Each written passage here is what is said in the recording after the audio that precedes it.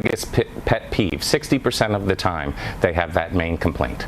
All right, so what constitutes gossip and what constitutes concern about having to do the work of an employee who's not, doing his job? Right. Well, gossip is something negative said outside of the presence of the subject. So if you have a concern about someone at my office who's not doing their job, we ask you to go speak to them directly about it rather than talk behind their back. So we replace gossip with authentic communication.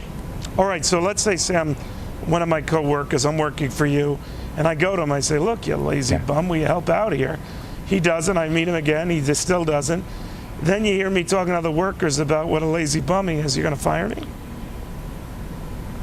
Well, if you've already spoken to him about it, then no. And we only fired people at the beginning. Now that we have Who did you fire and what did they do? I'm sorry, Sam. Who did you fire and what did they do?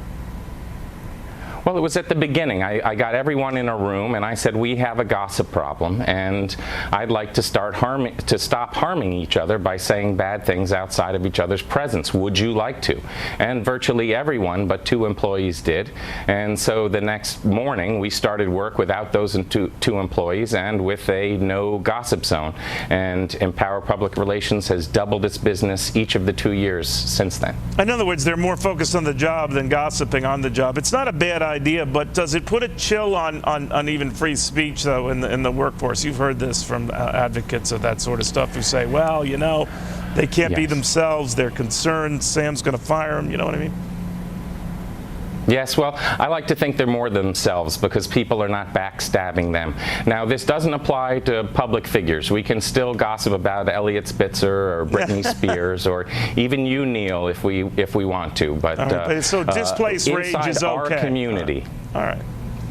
That's right. That's right. And all of the gossip industry is safe. I'm trying to start a national movement to take care of each other in our communities, in our churches, in our schools, in our workplaces, and even in our homes. Our parents never taught us not to gossip the way they taught us not to blaspheme or not to curse.